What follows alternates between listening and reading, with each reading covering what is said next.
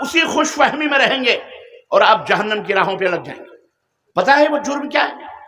اتنا خطرناک جرم، اتنا بھیانک جرم، جس جرم کے مقابلے میں دنیا کے سارے جرائم کو ایک پلڑے پہ رکھ دو اور اس ایک تنہا جرم کو ایک پلڑے پہ رکھ دو، اللہ کی قسم اللہ تبارک و تعالیٰ کے نزدیک وہ تمام جرم اتنے بڑے نہیں ہیں جتنا یہ ایک جرم بڑا ہے۔ شیطان اس جرم میں سب سے پہلے ملوث کرتا ہے۔ بڑے ٹائم سے، بڑے وقت سے آپ حضرات بڑی ہمت کے ساتھ، جرت کے ساتھ اللہ اور اس کے رسول کی باتیں مختلف علماء کرام سے سماعت کر رہے تھے۔ یقین مانیے میں آپ کی اس بستی میں جب داخل ہوا مین ہائی وے سے اترتے ہوئے اور آپ حضرات کی طرف، آپ کی بستیوں کو دیکھتا ہوا جب میں آ رہا تھا چاروں طرف، تو مجھے ایک بڑی خوشی اور بڑی مسرت حاصل ہو رہی تھی، اور میں اللہ تبارک و تعالیٰ کا شکر ادا کر رہا تھا کہ رب بار الہ، یہاں ان بستیوں میں بھی اللہ تبارک و تعالیٰ تیرے بندے موجود ہیں اور تیرے نام لیوا موجود ہیں، تیرے نبی کی اطاعت اور فرمانبرداری کرنے والے مسلمان موجود ہیں اللہ تعالیٰ کے فضل و کرم سے، اور بڑی خوشی ہو رہی تھی، بڑی مسرت ہو رہی تھی کہ آج آپ حضرات سے روبرو ہوں گا، کچھ دل کی بات کروں گا، کچھ اللہ اور اس کے رسول کی باتیں بتاؤں گا، اور انشاءاللہ تبارک و تعالیٰ انشاءاللہ جو ہر اجتماع کا مقصد ہوتا ہے، ہر جلسے کا ایک ٹارگٹ ہوتا ہے، انشاءاللہ تعالیٰ میں بھی اپنا نام ان خوشبختوں میں درج کراؤں گا، حاضری درج کراؤں گا جنہوں نے آپ کو اللہ اور اس کے رسول کی طرف بلایا ہے، ان علماء نے، ان مبلغین نے، ان دعات نے، ان اہل علم نے، حضرات نے آپ کو جنت کی راہ بتلائی ہے۔ مجھ ناچیز سے کو بھی اللہ نے یہ توفیق عطا فرمائی کہ میں آپ حضرات کی خدمت میں حاضر ہو کر کے چند وہ باتیں آپ کے ذہن میں، آپ کے دماغ میں ڈال سکوں جو آپ کی دنیا کے لیے بھی بھلی ہو اور آخرت کے لیے بھی بھلی ہو۔ یہی مقصد ہے اس اجلاس کا اور یہی مقصد ہے حاضری کا۔ گر قبول افتد زہ عز و شرف، اگر اللہ نے قبول کر لیا تو اللہ کی قسم اس سے بڑھ کر کے نیکی اور اس سے بڑھ کر کے دولت، کوئی دولت نہیں ہوگی اور نہ ہی کوئی نیکی ہوگی۔ ہم اور آپ اچھی طرح سے جانتے ہیں عزیزان محترم کہ اللہ رب العزت کی بے شمار نعمتیں اللہ تبارک و تعالیٰ کی ہمارے اوپر موجود ہیں۔ اتنی نعمتیں ہیں کہ ان تعدوا نعمت اللہ لا تحصوها، اگر تم اللہ کی نعمتوں کو شمار کرنا چاہو تو شمار نہیں کر سکتے۔ انہی نعمتوں میں بہت ساری نعمتیں، یہ سورج، یہ چاند، یہ زمین، یہ آسمان، یہ صحت، یہ آنکھیں، یہ ہاتھ، یہ پاؤں، یہ تمام سب، یہ جان، یہ سانس جو آتی اور جاتی ہے، یہ بیوی، یہ بچے، یہ دولت، یہ خزانے، یہ سونے، یہ چاندی، یہ تمام سب نعمتیں۔ انہی نعمتوں میں، ان تمام نعمتوں سے ایک سب سے بڑی نعمت ہے، ایک بہت بڑی نعمت ہے، جن نعمتوں کا جو تمام نعمتیں مل کر اس ایک نعمت کا مقابلہ نہیں کر سکتی۔ پتہ ہے وہ کون سی نعمت ہے؟ وہ ہے اسلام کی نعمت، ایمان کی نعمت، اسلام کی دولت جو اللہ تعالیٰ نے ہمیں عطا فرمائی۔ آپ اندازہ لگائیے کہ آپ اور ہم کتنے خوش نصیب ہیں کہ اللہ عز و جل نے ہمیں اپنا بہترین بندہ، محبوب بندہ، پسندیدہ بندہ، اللہ تعالیٰ نے چنندہ بندہ ہمیں بنایا۔ اسلام کی دولت ہر شخص کو نصیب نہیں ہوتی، یہ ایمان کی عظمت، اس کا مستحق ہر آدمی نہیں ہوتا، ہر انسان نہیں ہوتا۔ عزیزان محترم، یہ چند خوش نصیب ہوتے ہیں مرد اور عورت جنہیں اللہ عطا فرماتا ہے، اور اللہ کی طرف سے یہ نعمت ادا ہوتی ہے۔ خود آپ کے اور ہمارے آخری نبی حضرت محمد الرسول اللہ بولو صلی اللہ علیہ وسلم بھی جس کو چاہیں اسے یہ نعمت، یہ ہدایت دے نہیں سکتے جب تک اللہ کا اشارہ نہ ہو، جب تک اللہ کی مرضی نہ ہو۔ ابو طالب جو آپ کے سچے اور حقیقی چچا تھے، اتنی محبت کرتے تھے کہ مکے کے کفار نے جب یہ چاہا کہ نبی صلی اللہ علیہ وسلم کو قتل کر دیں، ختم کر دیں۔ تو اس بوڑھے ابو طالب کو بلا کر کے مشورہ لیا اور کہا ابو طالب اپنے بھتیجے کو ہمارے حوالے کر دو، اور اس کے بدلے میں قریش کا سب سے خوبصورت اور تندرست صحت مند لڑکا ہم تمہیں دے دیتے ہیں، وہ تمہاری خدمت کرے گا، تم اپنے بھتیجے کو ہمیں دے دو تاکہ ہم اسے قتل کر دیں، ہم اسے ختم کر دیں۔ سوچو آپ، ابو طالب کافر تھے، اسلام کی دولت انہیں ملی نہیں تھی۔ ابو طالب نے جب یہ بات سنی تو کفار مکہ سے کیا کہا معلوم ہے؟ کہا لوگو تم نے میرے بھتیجے کو کیا سمجھا ہوا ہے؟ میرے بھتیجے کی شان بہت بلند ہے، بھلے میں اس کے دین پر نہیں ہوں، لیکن تم ایک لڑکے کی بات کرتے ہو، پورے مکے کے لڑکے اگر اس کے بدلے میں تم ہمیں دے دو اور تم مجھ سے یہ مطالبہ کرو کہ میں اپنے بھتیجے کو تمہارے حوالے کر دوں تاکہ تم اسے مار ڈالو، رب کعبہ کی قسم ہے میرے بھتیجے تک پہنچنے کے لیے تمہیں اس بوڑھے ابو طالب کی لاش سے گزرنا پڑے۔ یہ محبت تھی ابو طالب، اللہ کے نبی آخری وقت تک چاہتے رہے۔ ایسے بہترین چچا کو جہنم میں جاتا کوئی برداشت کر سکتا ہے؟ چچا باپ کی حیثیت رکھتا ہے، اور وہ چچا جس نے یتیمی میں آپ کی انگلی پکڑ کر آپ کو چلنا سکھایا، وہ چچا جس نے سر پر شفقت و محبت کا ہاتھ رکھا، قدم قدم پر آپ کی حمایت کی، بھلا اللہ کے نبی چاہیں گے کہ وہ جہنم میں جائے؟ بولو، دوزخ میں جائے؟ ہرگز نہیں۔ اس کے باوجود بھی آخری وقت ہے ابو طالب کا، ابو طالب اب اور تب کی بات ہے کہ مر جائیں، نبی کائنات صلی اللہ علیہ وسلم سرہانے پہنچے اور کان میں سرگوشی کی، کہا چچا کلمتن احاج بہا عند اللہ، میرے چچا یہ کلمہ کہہ لو جو میں تمہیں کہہ رہا ہوں، اپنی زبان سے کہہ لو مرنے سے پہلے، کعبے کے رب کی قسم ہے جنت میں اللہ سے سفارش کر کے میں آپ کو پہنچاؤں گا، نجات پا جاؤ گے آپ۔ کہا کیا ہے؟ کہا کہہ لو اشہد ان لا الہ الا اللہ واشہد ان محمدن رسول اللہ، میں گواہی دیتا ہوں کہ اللہ کے سوا کوئی معبود برحق نہیں، اور میں گواہی دیتا ہوں کہ محمد اللہ کے رسول ہیں۔ اتنا سننا تھا کہ ابو جہل سرہانے بیٹھا تھا اور دوسرے کفار سرداران قریش بیٹھے تھے، ان کی طرف نظر اٹھا کے دیکھا ابو طالب نے، محمد صلی اللہ علیہ وسلم کی طرف نظر اٹھائی، پھر ابو جہل کی طرف نظر اٹھا کے دیکھا، ابو جہل نے کہا کیا بات ہے، آخری وقت میں باپ داداؤں کے دین کو چھوڑ دو گے اپنے بھتیجے کے کہنے پر؟ ابو طالب نے ہنکار بھری اور کہا اخترت النار علی العار، میرے بھتیجے مجھے جہنم میں جانا گوارا ہے، لیکن اپنے قوم کی، اپنے باپ داداؤں کی دین کو چھوڑنا گوارا۔ اور مر گئے، روح نکل گئی۔ اللہ کے نبی صلی اللہ علیہ وسلم اٹھے اور ان کے بیٹے حضرت علی سے کہا لے جاؤ اس کو، ختم ہے اس کا معاملہ۔ عرض کرنے کا مطلب یہ ہے کہ یہ جو نعمت اللہ نے ہمیں اور آپ کو عطا فرمائی ہے کہ ہم اور آپ اپنے آپ کو مسلمان کہتے ہیں، یہ کوئی معمولی دولت نہیں ہے۔ یہ دولت اگر نبی چاہتے تو اپنے چچا کو دے سکتے تھے، لیکن وہ بھی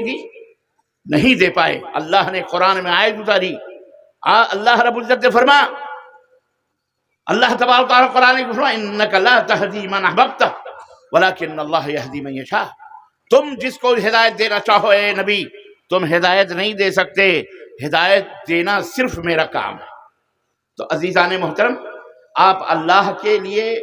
اللہ کے پسندیدہ بندے ہیں، اللہ کے چہیتے بندے ہیں،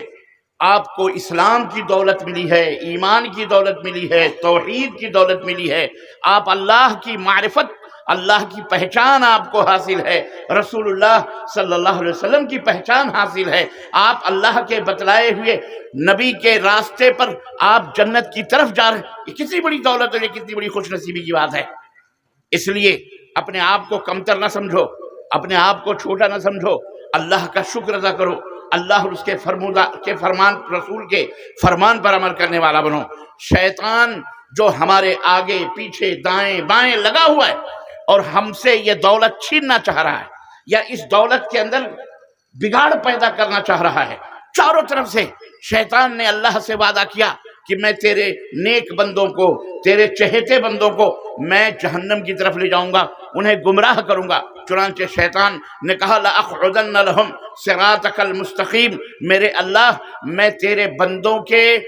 میں تیرے صراط مستقیم پر بیٹھوں گا تاکہ تیرے بندوں کو میں گمراہ کر سکوں، دائیں سے بائیں سے ہر طرف سے آ کر کے انہیں بہلاؤں گا، پھسلاؤں گا، ان کو تیرے دین سے دور کروں گا۔ اور افسوس کی بات یہ ہے کہ یہ مردود، یہ لعین ملعون شیطان اپنے اس پلان میں کامیاب ہوا، اپنے اس پلان میں کامیاب ہوا، اور آج ہم میں کلمہ پڑھنے والے بہت سارے مسلمان بھائیوں کو، ہم میں کلمہ پڑھنے والے بہت سارے مسلمان کو اللہ کے دین سے برگشتہ کر کے، اللہ کے راستے سے ہٹا کر، اللہ کے دین میں ملاوٹ کر کے، اللہ کے رسول کے بتائے ہوئے فرمودات میں اپنی منمانی کر کے، اس نے پھسلا کر بہلا کر شکل و صورتیں مسلمانوں کی اپنا کر ہمارے صفوں میں آ کر ان کو صراط مستقیم سے بھٹکانا اس نے شروع کیا، اور آج مسلمان افراتفری کا شکار ہے۔ صرف بھارت کی سرزمین پر دیکھیے، اللہ ایک ہے، رسول ایک ہے، قبلہ ایک ہے، کعبہ ایک ہے، قرآن ایک ہے، اور عزیزان محترم ہمارے سب سے بڑے باپ حضرت آدم ایک ہیں، ہماری سب سے بڑی ماں حوا ایک ہیں، یعنی ہم ایک ماں باپ کی اولاد ہیں، ہم ایک اللہ کے ماننے والے، ایک قبلہ، ایک قرآن، سب کچھ۔ اس کے باوجود بھی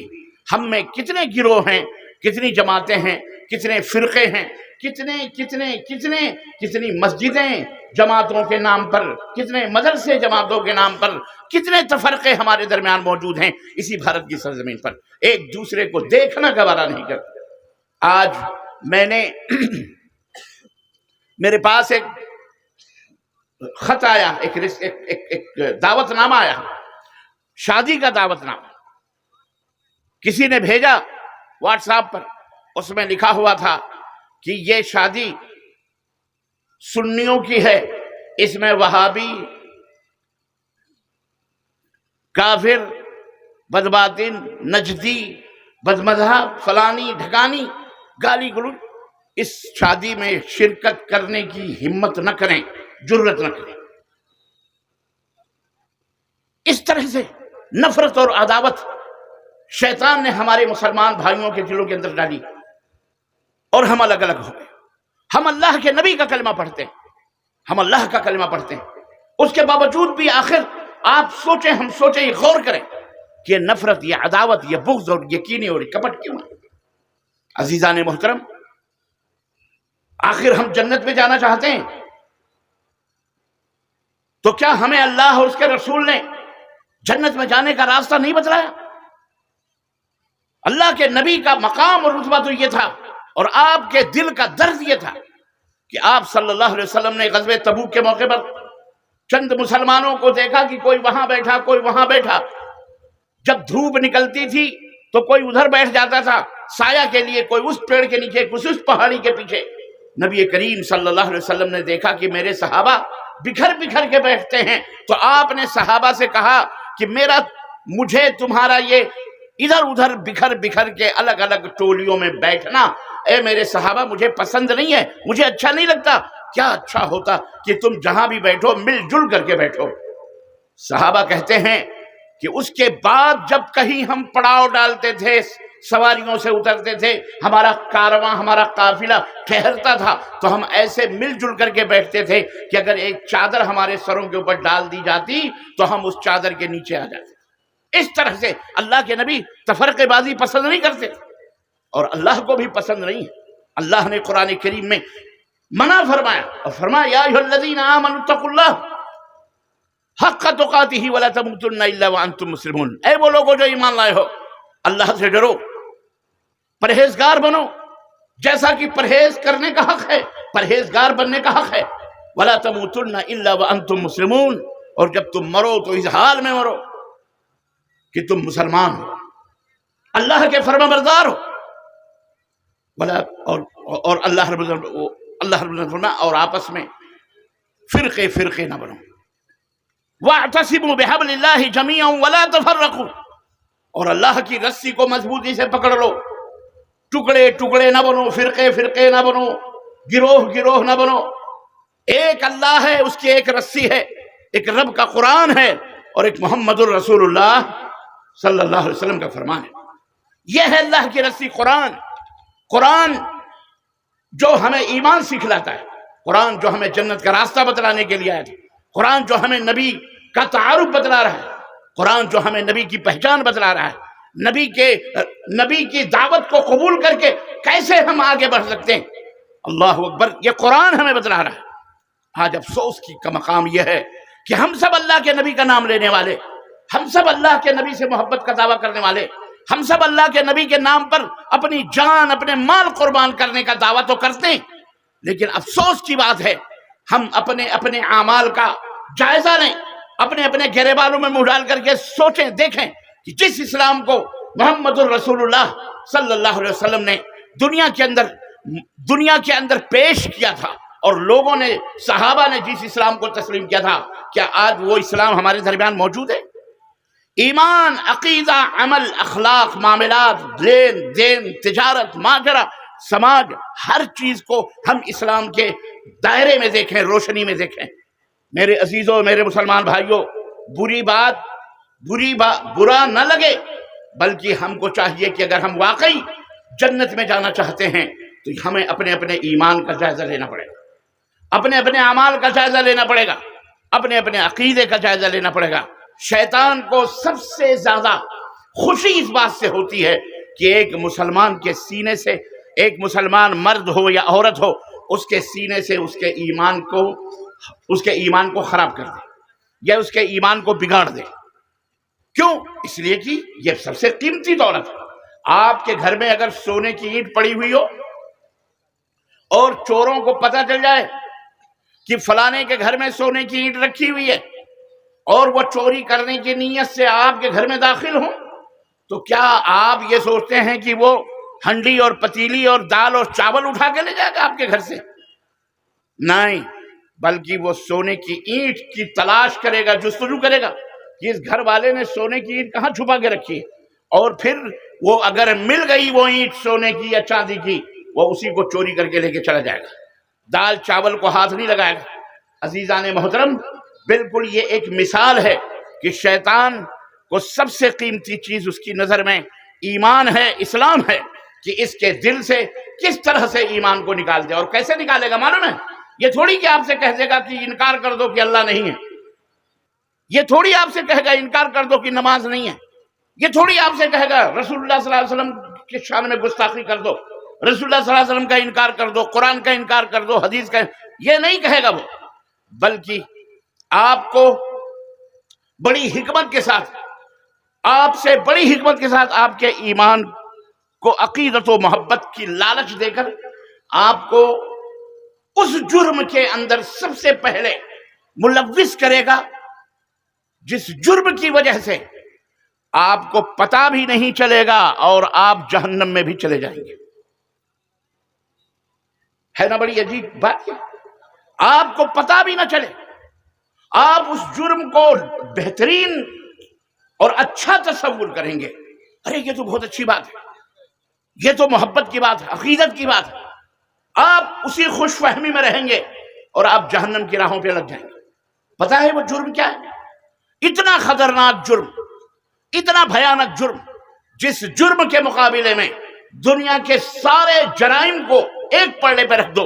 اور اس ایک تنہا جرم کو ایک پلڑے پہ رکھ دو، اللہ کی قسم، اللہ تبارک و تعالیٰ کے نزدیک وہ تمام جرم اتنے بڑے نہیں ہیں جتنا یہ ایک جرم بڑا ہے۔ شیطان اس جرم میں سب سے پہلے ملوث کرتا ہے۔ علامہ ابن قیم الجوزی ابن تیمیہ کے شاگرد رشید ہیں، سورہ قل اعوذ برب الفلق اور سورہ معوذتین کی تفسیر کے اندر اس بات کو انہوں نے لکھا ہے کہ شیطان کی سب سے پہلی کوشش یہ ہوتی ہے کہ ایک مسلمان کو کسی طرح سے کافر بنا دے، مشرک بنا دے۔ یہ سب سے پہلی کوشش ہوتی ہے۔ اسے بے نمازی، بے روزے دار، اسے اور کوئی گناہ، قتل، خون، غار، اس میں نہیں ملوث کرتا، بلکہ شیطان کی یہ کوشش ہوتی ہے کہ آپ کسی طرح سے مشرک بن جائیں، آپ کسی طرح سے کافر بن جائیں۔ جب آدمی کفر کر لیتا ہے، جب آدمی مشرک بن جاتا ہے، خلاص اس کے بعد وہ چین کی نیند سوتا ہے اور بندے سے کہتا ہے اب تو جو کچھ بھی کرنا چاہے کر لے، اب تجھے ہم چھیڑنے کے لیے نہیں آئیں گے۔ عزیزان محترم، بہت تکلیف دہ بات ہے اور بہت افسوسناک بات ہے کہ بھارت کی سرزمین میں ہم مسلمانوں کو کیسے رہنا تھا اور کیسے اپنے کردار کو پیش کرنا تھا۔ اللہ تبارک و تعالیٰ نے ہمیں چانس دیا، ہمیں موقع دیا کہ ہمیں اپنے ملک کے اندر رکھا۔ آپ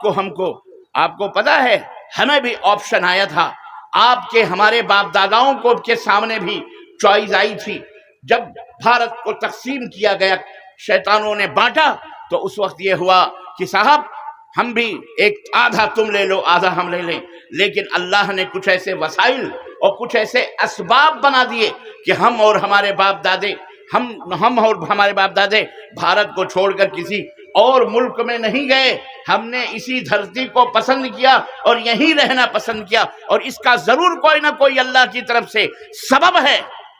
کہ اللہ نے ہمیں یہاں رکھا، اس دھرتی کے اوپر رکھا، ورنہ جانے والے چلے بھی گئے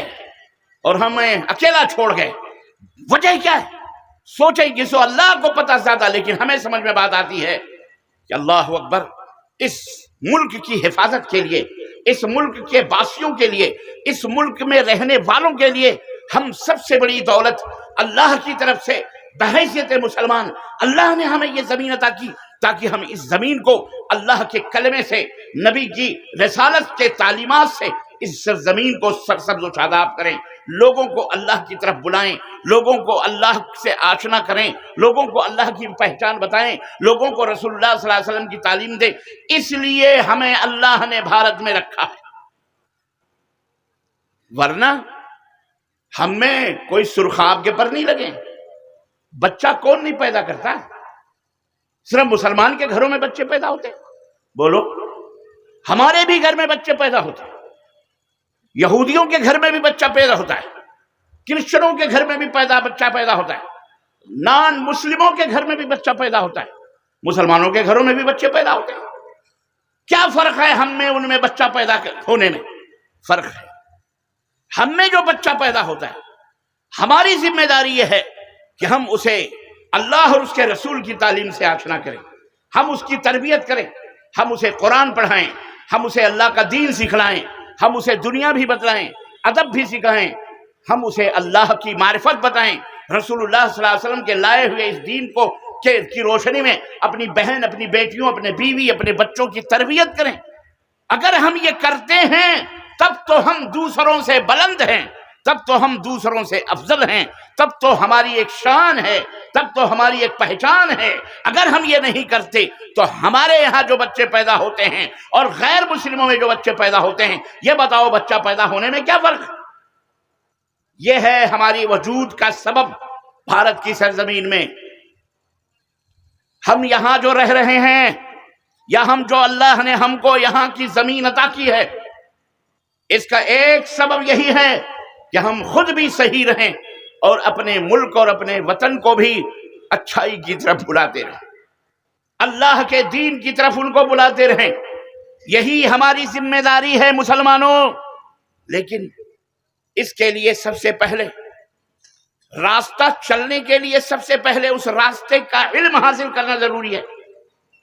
کسی کام کے کرنے کے لیے اس کے بارے میں اس کی جانکاری لینا ضروری ہے۔ یہ اتنا بڑا اسٹیج بنا ہوا ہے، یہ اتنے بڑے پنڈال لگے ہوئے ہیں، ظاہر ہے کہ ایسے آٹومیٹک نہیں لگے ہوئے ہیں۔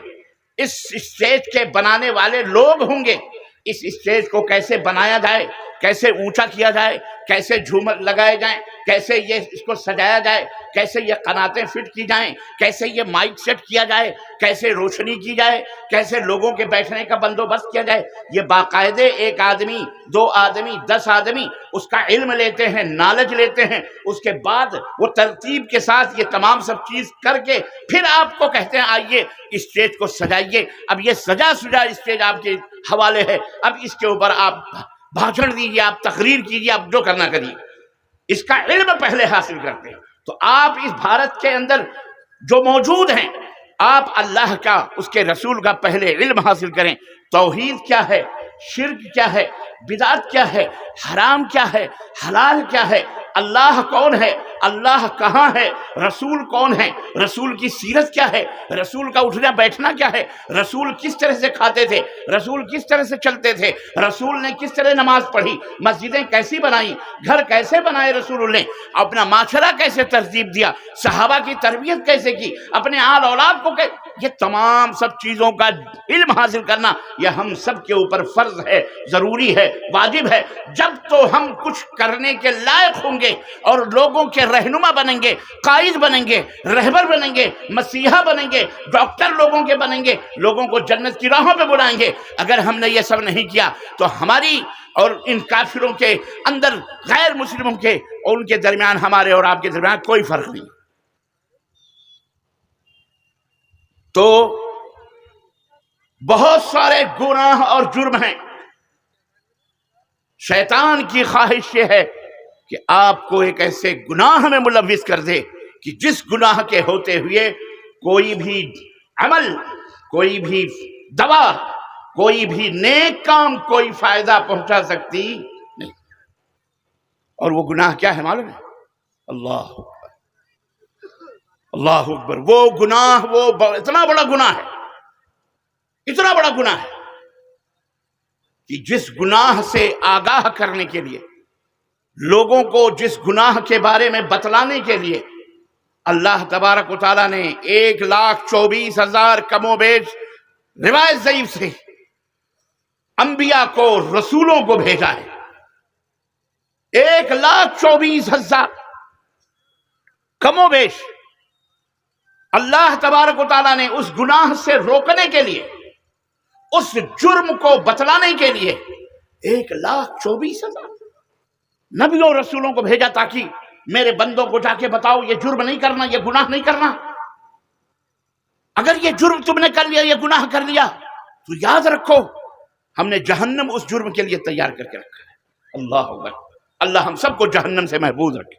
بولو آمین۔ وہ جرم کیا ہے؟ سنو، اللہ رب العزت، میں زیادہ سسپینس میں بھی نہیں لے جانا چاہ رہا، وقت کم ہے، کچھ باتیں آپ کے ذہنوں میں بٹھا دو میرے بھائیوں اور اے میرے مسلمانوں، جہاں تک میری آواز جا رہی ہے، بھلے آپ پنڈال میں نہیں ہو، نرم گرم بستروں میں پڑے ہوئے میری آوازیں سن رہے ہو، تمہارا ایک ہی اللہ، ہمارا ایک ہی اللہ، ہمارا ایک ہی قبلہ، ہمارا ایک ہی کعبہ ہے، ہمارے جسم کے اندر دوڑنے والا خون سرخ ہے، لال ہے، ہمارا باپ بھی ایک ہے، ہماری ماں بھی ایک ہے، ہم سب ایک ہیں۔ اس لیے اپنے دلوں کو انیک نہ بناؤ، تفرقے نہ پیدا کرو، بلکہ اس بات کو سمجھو، لیٹے لیٹے اس حقیقت کو سمجھو کہ میں جو کہہ رہا ہوں اس کی روشنی میں اپنے آپ کو، اپنا علاج کرو اگر یہ بیماری موجود ہے۔